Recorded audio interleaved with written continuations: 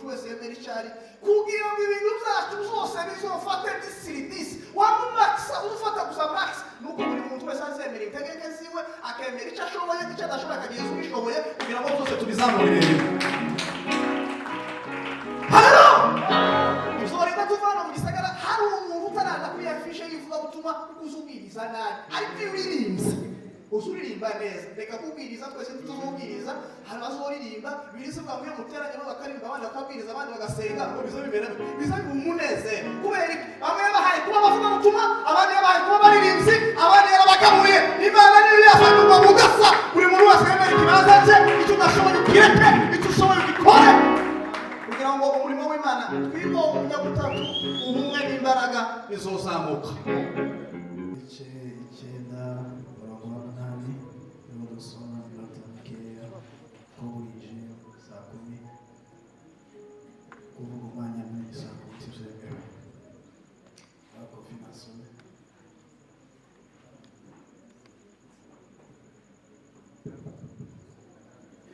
yavuze ngo abaturanyi be n'abamubonaga kera ahora asabiriza barabasanya bati uyu siwe wicaraga asabiriza bamwe bati niwe abandi bati siwe icyakora arasa nawe arabasubiza ati mwishe navuze atayo teme yacu ye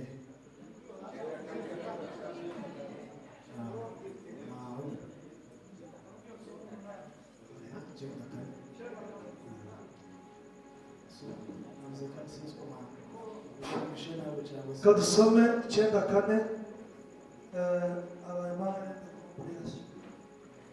kasome 9:4 kwira gukora imirimo y'abatumye akiri ku manywa mugiye kwira igihe umuntu atakibasha gukora kiri mwisi ndi umuco w'isi amen. Koza cyane turashima Imana kubwa Iveni turashima Imana ku bantu bose bicaye muri iki kibanza batumiwe ababonye ko hari iterambere bakaza Imana aho umugisha turashima Imana ku bwa Fabrice ari umuyobozi wa Iveni Imana iguhe umugisha ku gutegura ibihe byiza kugira ngo tubashe gukomeza kuba imbere y'Imana nk'uko bivuze turabavandimwe twakuze tumubona ari groupe yarayoboye kera iwacu yitwaga groupe d'amour ari ishinzwe gusenga y'abayumbe bumvikana ari muto ariko bakunda ku agira kamenya bagashaka gutambuka bakibereka hanyuma ngo bafate tujane kandi koko twarajanye ariko ndi mutoya kandi nazo sinzicuza ndabishimira Imana amen. Abashumba bose Imana y'umugisha bagira ikibanza Imana ibagirire neza turashima Imana kubwa Paul nawe turashima Imana cyane kubana nawe umugabo tuba mugenzi wacu karibu cyane Imana iguhe umugisha amen. Hano habaye ibintu byinshi byiza habaye amajwi adasanzwe kandi nayo meza naneze ko cyangoma ko bari baririmba kaboneze kuko wese ngo barasimba migariza ariko ukabona no kuryoherwa ko amajwi meza ahaye akorerwa hano muri kino kibanza so Imana iguhe bandi mwe Museveni karibu sana Imana iguhe umugisha tugiye kuganira ijambo ry'Imana bamaye iminota myinshi 30 ntabwo nyimara kuko ubu ni saa 10 kandi agomba gutarama kugira ngo tubashe gusenga nk'uko bimeze muri umwanya kugira ngo baheze gusa ku bintu wenda tuzaganiraho ku cyumweru Imana niduha ubushobozi twabona umwanya ariko muri bimwe Imana yabashije kumpa tuzaganira dufite topic ivuga ngo gukorera Imana hakiri ku manywa ariko muri suteme y'iryo iravuga ngo niki twakwigira ku batubanjirije mu gukorera Imana niki twakwigira mu batubanjirije mu gukorera Imana ngiye kubisonga gusa tuzobisobanure n'iyinka amen. Haleluya. Niki dushobora kwigira ku batubanjirije mu gukorera Imana dushobora kwiga abantu batubanjirije mu gukorera Imana tutavuze kuri Yesu Kristo umwana w'Imana ari we imirimo yose y'Imana yagaragariye muri we byananiye Mose byananiye amategeko byananiye ibintu byose muri Kristo Yesu niho byasohoye kwiga rero gukorera Imana tutarebye Yesu ni ukwiga ibyo dushaka kwiga tutabisigiye tugomba kwigiraho. Yesu niwe rugero rwiza rw'imirimo myiza yose tubonera mu Mana, niwe gusohora no gukunda kw'Imana kwasohoreye. Umwana witwa Yesu ariwe mucunguzi w'ubuzima bwacu. Kumwizera ni uguhabwa ubugingo bw'iteka, nk'uko mu butumwa bwiza bwa Yohana bivuga ngo kwa maana jinsi hii Mungu ameupenda ulimwengu hata akamtoa mwanawe wake wa pekee ili kila mtu amwaminiaye asipotee bali awe na uzima wa milele. Kwizera Yesu ni nka kurya umuntu ashobora gushaka kwishakamo ubushobozi atobona kugira ngo yubake nk'inzu y'Ibujumbura atuye nk'imusaza cyangwa Nyankanda, ejo utuye Nyankanda, ariko noneho kubera ubushobozi bwo kubaka inzu y'Ibujumbura no kugura inzu kiri bikanga, ariko nkaba afite nk'umuvandimwe nkakoreza ari muri Australia akambwira ati jewe nakugura inzu muri Kiri wifuza kubamo, icyo ukora gusa wowe hambira iyo mizigo yawe n'abana ubateguze baje urugendo baje Kiri barasanga inzu nubatse ya yindi wifuzaga, iyo wari warabuze, iyo wagerageje inshuro nyinshi kugira ngo uyirongere bikunyuzemo wabuze, jewe narayubatse genda uje kuyibamo. Kwizera Yesu rero ni uguhabwa iby'ubuzima bwacu bwagerageje inshuro nyinshi ngo bwihe bikananirana, hanyuma umwana w'Imana arabinesha, umwana w'Imana arabikora, umwana w'Imana arabironga. Igisigaye gusa ni ukuza aho ukinjiramo, ni inzu wananiwe kwiyubakira, ni amafaranga wananiwe kwirongeramo, ni agakiza wananiwe kwibonamo, ariko Kristo Yesu aragakora, aratsinda, aboneka ari kapiteni w'ama ekipe. Ibi abandi bose baragerageje, ariko igikombe Yesu niwe wakirengeje, ameshinda kifo na mauti. Haleluya. Bwana Yesu asifiwe. Shangilia, Yesu amefufuka, karibu sasa kurudi, atuchukue sote. Ule kaburini Yesu kazikwa, alifunikwa na giza kubwa, siku ya tatu Bwana akafufuka, walinda kaburi waliogopa, alikiri kwamba Yesu yuhai, alikiri kwamba Yesu yuhai. Shangilie, Yesu amefufuka. Ndakubabwira ko izanye bazimana abasirikare bari baratrenizwe muri kidote y'iwabo cyangwa kitona y'iwabo mu buryo bw'special, bari baratojwe kurinda iva Yesu kugira ngo ntazuke, bari bafite imbunda n'ibindi bikoresho byose byari bikenewe kugira ngo bamurinde ntakazuke, ariko Yesu arazuka. Mwuka Wera yasobanuye ko impamvu batigeze bamurasa nuko bari bazi ko bamurinze, kandi Yesu ni mwumva ari buriza abantu, kuko nta muntu uzurinda Yesu, Yesu ni uzurinda abantu. Ubuzima bwe bari musozi bwadepandaga n'umurambo uri mu muntu, kuko Yesu umubiri yari yapfuye, ariko Yesu Umwana yari umurinzi wo kwizerwa. Amen. Kintu cya mbere rero dushobora kwigira kuri Yesu, nubwo byose ariho tubyigira, nuko gukorera Imana umuntu akiri mutoya bishoboka. Gukorera Imana umuntu agifite izo ntege zo kuba mutoya birashoboka. Ubwo butoya uhora usuzugura, birizivuga mu iyo ngo nubwo itangira ryawe ryari rito, ariko mu maherezo uzokomera.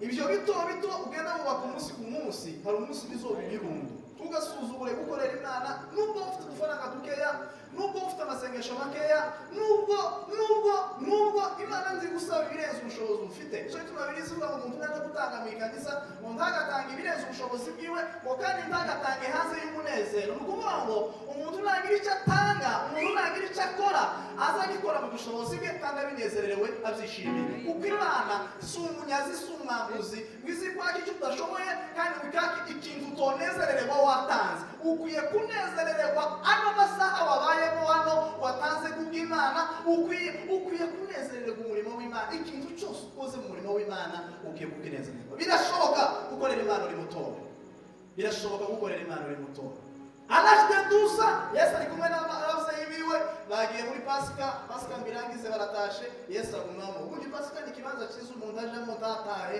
Pasika nta bantu. Pasika nziza mu kwa kane, Pasika ni ubuzima bw'iminsi yose, mu kwa mbere ni Pasika, mu kwa kabiri ni Pasika. Yesu yagiye ababyeyi barataha Yesu agumayo. Pasika ni ukujayo rimwe tukaguma yiteka. Haleluya. Bwana sifiwe. Nako murahari.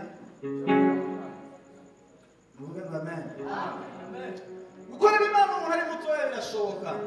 Gukorera Imana ubifite icyo gisuzuguro cyo gutekereza ko hari ibintu kanaka utaramenya, ariko kuri iyo nivo yawe ari Imana ishaka kuyikorera. Uracyafite mutoya, uracyafite mikeya, uracyafite faranga nkeya, uracyabwiriza mukeya, uracyabwiriza nta mashi, uracyabwiriza hanze ya fishe, ibizo bito. Imana kiyaje gusaba ngo bikore mu izina ryanjye. Icyakabiri twokwigira kuba tubanjirije umugabo witwa Mose.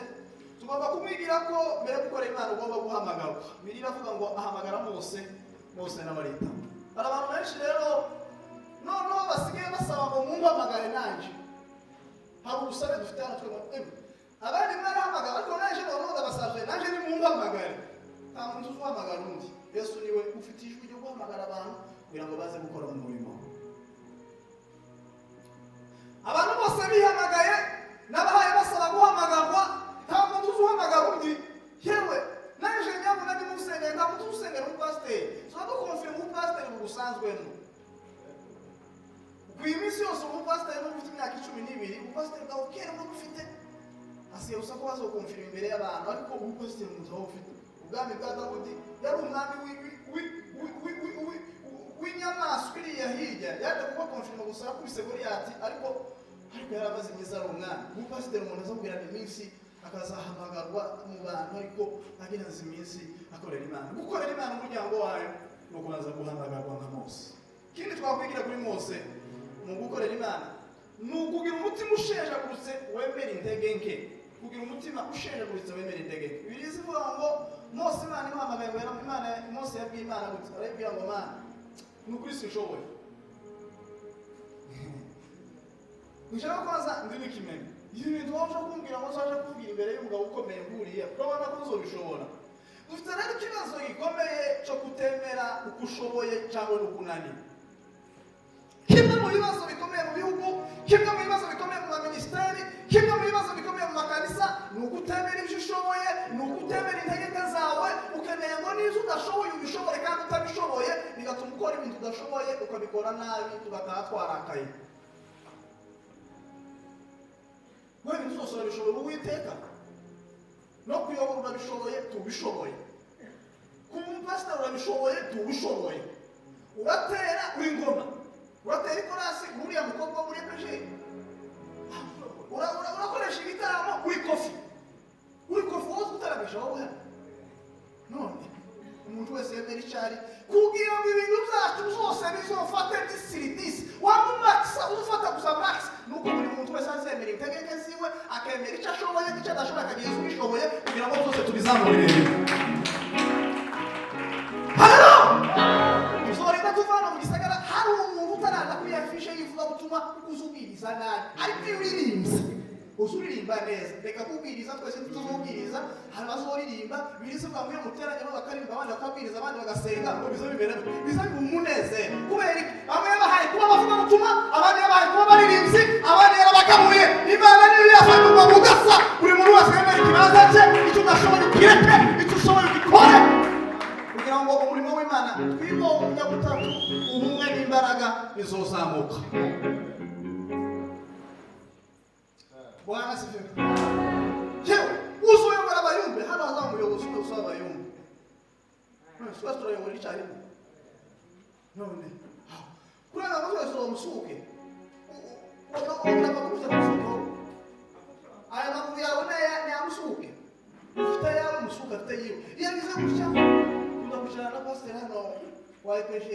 Akunda ngo yamusuke yagize gutya. Ayaje naje azafasha wenda ngoma. Hamana ndashaka gufata amusuke ngoma musigire ko azafashwa na yanje. Twese dufashe gusaba pastor wa EPG. Vous savez bien. Katuzabure kwanza Yesu amaboko kwanza.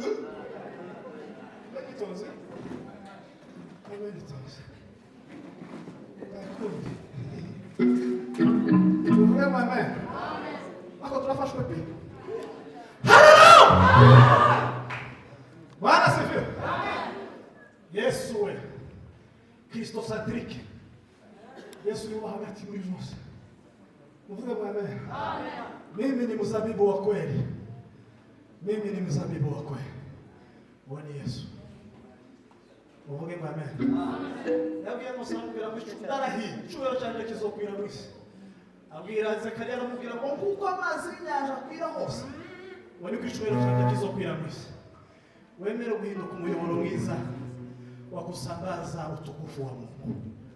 Uri impamvu zo gushitsa icyubahiro cy'Imana mu isi. Vuge ngo amen. Amen. Kandi some ibindi soko bezena. Byerekana ngo bose bari ku stage, reka bareke gutyo. Uko atari ku stage. Vuge ngo amen. Amen. Ariko ikintu cya gatatu twokwiga ni ukwemera umwanya. Uzowemera icyo udashoboye ubiheze kofi. Haunaje udashoboye kofi nawe bihinda. Nonse bitaga. Uzoba visi perezida ube na sekreteri. ube na trezoriye uhagarikire utanga ameza muri agatwe wowe perezida wa famiye w'abega mu Burundi uhure we n'abega bose nidutaha ube shefu w'indagara ube nani ranzimeni ube kapiteni ushingwe inka kuri bonane ngo niwe nshinga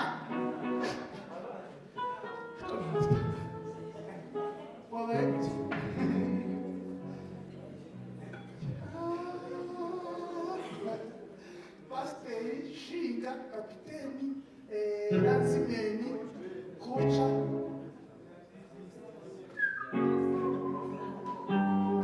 Agora kurungiye kweli. Teyo boba.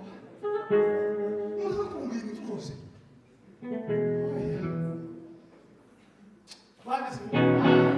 Bwana sasa Teresa aliwezi nipe kwanza.